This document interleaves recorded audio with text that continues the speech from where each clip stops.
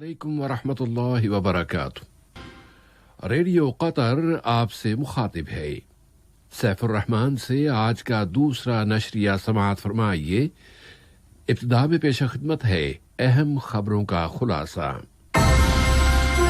صاحب سمو امیر نے جمہوریہ یوگنڈا کے صدر کو ان کے ملک کے یوم آزادی کی مبارکباد دی ہے۔ وزیر اعظم و وزیر داخلہ نے وزارت بلدیہ و ماحولیات کے تابع یونیفائیڈ آپریشن سینٹر کا افتتاح اور ملک میں تعمیرات کی شرطوں پر مشتمل گائیڈ بک کا اجرا کر دیا ہے۔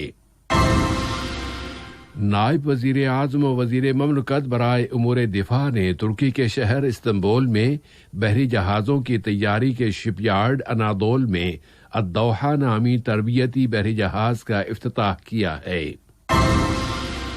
ناگورنو قراباخ ریاست کی کشیدگی ختم کرانے کے لیے ماسکو میں 3 رکنی مشاورت کا آغاز۔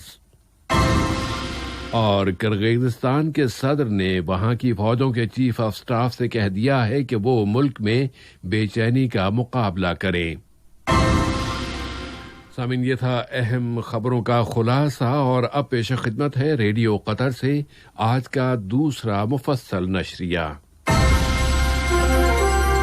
بسم اللہ الرحمن الرحیم۔ صاحب سمو امیر شیخ تمیم بن حمد آل ثانی نے جمہوریہ یوگنڈا کے صدر یوری کاجوٹا موسیفینی کے نام ان کے ملک کے یوم آزادی کے موقع پر مبارکباد کا برقی پیغام ارسال کیا ہے۔ نائب امیر شیخ عبداللہ بن حمد آل ثانی نے بھی جمہوریہ یوگنڈا کے صدر کے نام اس دن کی مناسبت سے مبارکباد کا برقی پیغام روانہ کیا۔ اسی طرح وزیر اعظم و وزیر داخلہ شیخ خالد بن خلیفہ بن عبدالعزیز آل ثانی نے جمہوریہ یوگنڈا کے وزیر اعظم جناب روحاکانا روگانڈا کے نام ان کے ملک کے یوم آزادی کے موقع پر مبارکباد کا برقی پیغام روانہ کیا ہے۔ وزیر اعظم و وزیر داخلہ شیخ خالد بن خلیفہ بن عبدالعزیز آل ثانی نے وزارت بلدیہ و ماحولیات کے تابع یونیفائیڈ آپریشن سینٹر کا افتتاح کیا ہے۔ اس سینٹر کا کام واقعات، بحرانوں اور آفتوں کا پتہ چلا کر ملک کے تمام سرکاری اور غیر سرکاری حلقوں کے ساتھ ہم آہنگی اور کوآرڈینیشن کے ذریعے فوری اقدامات کرنا ہے۔ اسی طرح وزیر اعظم نے سن 2030 کے قومی تصور یعنی نیشنل ویژن کے مقاصد کو پیش نظر رکھتے ہوئے ملک میں تعمیرات اور کنسٹرکشن کی گائیڈ بک کا اجرا کیا ہے۔ یہ گائیڈ بک ملک میں جاری تعمیرات اور سرمایہ کاری کو مد نظر رکھتے ہوئے تیار کی گئی ہے، اور اس کا مقصد ملک کی تعمیرات میں یہاں کے ورثے اور ماڈرنزم کو یکجا کرتے ہوئے ملک کی تعمیراتی ساخت اور شناخت کی حفاظت کرنا ہے۔ نائب وزیر اعظم و وزیر مملکت برائے امور دفاع ڈاکٹر خالد بن محمد العطیہ نے ترکی کے شہر استنبول میں واقع انادول شپ یارڈ میں الدوحہ نامی تربیتی بحری جہاز کا افتتاح کیا ہے۔ اس جہاز کی تیاری قطر اور اس کے برادر ملک ترکی کے درمیان بطور خاص فوجی شعبے میں قائم منفرد تعلقات کی مظہر ہے۔ اس موقع پر ترکی کے وزیر دفاع خروسی آکار نے کہا ہے کہ ان کے ملک اور قطر کے درمیان تعلقات تاریخی بھی ہیں اور بہت مضبوط بھی، اور مختلف شعبوں میں اور سطحوں پر یہ تعلقات جاری و ساری ہیں۔ سوڈان میں وہاں کی عبوری بالادست کونسل کے اول نائب صدر جنرل محمد حمدان دگلو نے، جو جوبا میں حکومت کے مذاکراتی وفد کی قیادت بھی کر رہے تھے، جمہوریہ سوڈان کی عبوری حکومت اور مسلح تحریکوں کے درمیان امن سمجھوتے پر حتمی دستخطوں کے لیے قطر کے کردار کو بہت قیمتی بتایا ہے۔ جناب محمد دگلو نے دارالحکومت الخرطوم کے میدان آزادی میں امن کے بانیوں کا خیر مقدم کرتے ہوئے استقبالیہ تقریب سے اپنے خطاب میں کہا ہے کہ قطر نے مذاکراتی عمل کو آگے بڑھانے اور امن سمجھوتے کی حمایت کے لیے ایک قابل قدر کردار ادا کیا ہے اور اس کی وجہ سے امن کے عمل کو کامیاب بنانے اور استحکام کی طرف آگے بڑھنے میں بہت مدد ملی ہے۔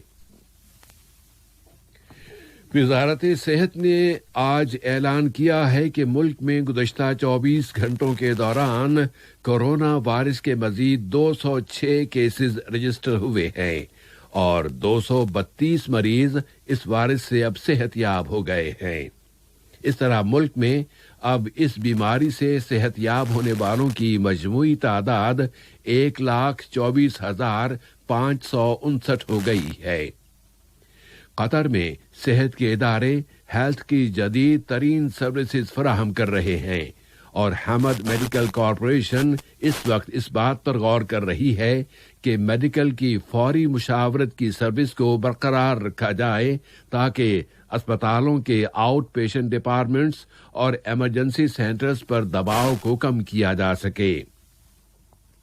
قطری معاشرے اور سماج میں صحت کی حفاظت کے لیے کی جانے والی کوششوں کے ضمن میں یہاں کے متعلقہ اداروں نے 3 اشخاص کو حراست میں لے لیا ہے جو ہوم کوارنٹینا کی شرطوں کی خلاف ورزی کر رہے تھے، جبکہ ان سے یہ عہد لیا گیا تھا کہ وہ صحت سے متعلقہ شعبوں کی طرف سے مقرر کردہ شرطوں کی مکمل پابندی کریں گے اور ملک میں صحت سے متعلقہ شعبوں کی طرف سے کیے گئے اقدامات کے مطابق شرطوں کی خلاف ورزی کرنے والوں کو قانونی پوچھ گچھ کا سامنا کرنا پڑتا ہے۔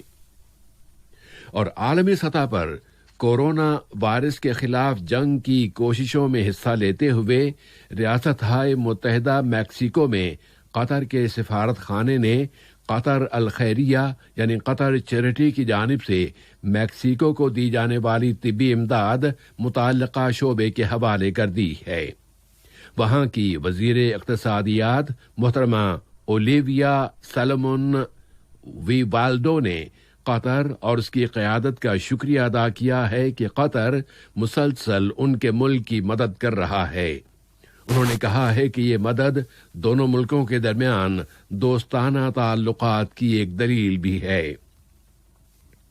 اب اس وقت مجموعی طور پر دنیا بھر میں کورونا کی صورتحال پر اگر نظر ڈالی جائے تو متعدد ملکوں میں اس وائرس سے متاثر ہونے والوں کی تعداد میں بہت تیزی کے ساتھ اضافہ ہو رہا ہے اور اب تک یہ تعداد 37 ملین کے قریب ہو گئی ہے۔ سلطنت عمان میں وہاں کی انتظامیہ نے آئندہ یعنی پرسوں اتوار کے روز سے پبلک پلیسز اور تجارتی دکانیں وغیرہ جزوی طور پر بند رکھنے کا فیصلہ کیا ہے۔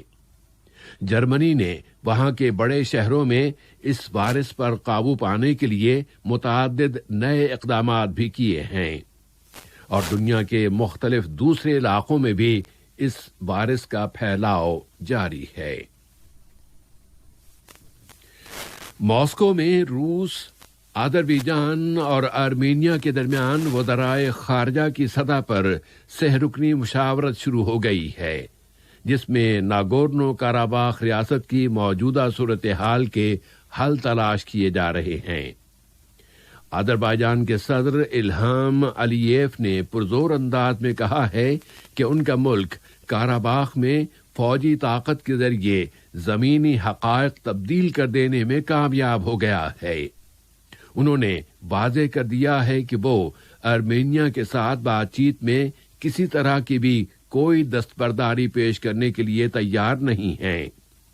اس متنازع ریاست میں آرمینیا اور آذربائیجان کے درمیان ہونے والی جھڑپوں میں سخت ترین فوجی مہادارائی دیکھنے میں آئی ہے اور گزشتہ کئی سالوں میں وہاں اتنی شدید لڑائی کبھی نہیں ہوئی تھی۔ اب کرغزستان کا رخ کرتے ہیں۔ وہاں کے صدر سورونبائی جین بیگوو نے اپنے ملک کی فوجوں کے چیف آف سٹاف سے کہہ دیا ہے کہ وہ ملک میں بے چینیوں کا مقابلہ کرتے ہوئے امن و امان کی حفاظت کریں۔ کرغزستان کے صدر اس سے پہلے یہ اعلان کر چکے ہیں کہ ملک میں نئی حکومت کی تعیناتی ہوتے ہی وہ اپنے عہدے سے استعفی دینے کے لیے تیار ہیں۔ صدر جین بیکوف نے تجویز دی ہے کہ وزیر اعظم اور ان کی کابینہ کے وہ ارکان مستعفی ہو جائیں جو اس بحران کے شروع ہونے سے بھی پہلے سے کام کر رہے ہیں، تاکہ پھر نئی تعیناتیوں کے لیے ایک قانونی بنیاد فراہم ہو جائے اور یوں ملک میں جاری کشیدگی کم کی جا سکے۔ ایران کے صدر حسن روحانی نے کہا ہے کہ امریکہ کی جانب سے ایرانی بینکوں پر لگائی گئی پابندیاں اقتصادی دہشت گردی ہیں۔ انہوں نے کہا ہے کہ ان پابندیوں کے سیاسی اور پروپیگنڈا کے مقاصد ہیں اور یہ پابندیاں ایرانیوں کو ہرگز گھٹنے ٹیکنے کے لیے مجبور نہیں کر سکیں گی۔ ادھر جرمنی کی وزارت خارجہ نے کہا ہے کہ ایران پر امریکہ کی نئی پابندیوں کی وجہ سے انسانی مقاصد کے لیے بھی درآمدات کا عمل پیچیدہ ہو گیا ہے۔ واضح رہے کہ امریکہ نے ایران کے مالیاتی شعبے کو نشانہ بناتے ہوئے ایران کے 18 بینکوں پر پابندیاں عائد کر دی ہیں۔ اور امریکہ میں صدارتی مناظرے یا ڈیبیٹس کی کمیٹی نے اب اعلان کر دیا ہے کہ صدر ڈونلڈ ٹرمپ اور ان کے مخالف ڈیموکریٹک پارٹی کے امیدوار جو بائیڈن کے درمیان اگلی ڈیبیٹ انٹرنیٹ کے ذریعے ہوگی، کیونکہ صدر ٹرمپ نے اس میں حصہ لینے سے انکار کر دیا ہے۔ اب سوشل میڈیا کے ذریعے مناظروں نے ایک نئی بحث کا آغاز کر دیا ہے اور دونوں امیدواروں کی انتخابی مہموں میں بھی اختلافات بڑھ گئے ہیں۔ صدر ٹرمپ کا کہنا ہے کہ وہ کورونا وائرس منتقل کرنے والی شخصیت نہیں ہے، البتہ جو بائیڈن نے کہہ دیا ہے کہ وہ اس نئے ذریعے سے بھی ڈیبیٹ میں حصہ لینے کے لیے تیار ہیں۔ تو کیا اب کورونا وائرس امریکہ کے صدارتی انتخابات پر بھی اثر انداز ہو جائے گا؟ آج کا یہ نشریہ ختم ہونے سے قبل اہم خبروں کا خلاصہ ایک مرتبہ پھر سماعت فرما لیجیے۔ وعلیکم ورحمۃ اللہ وبرکاتہ۔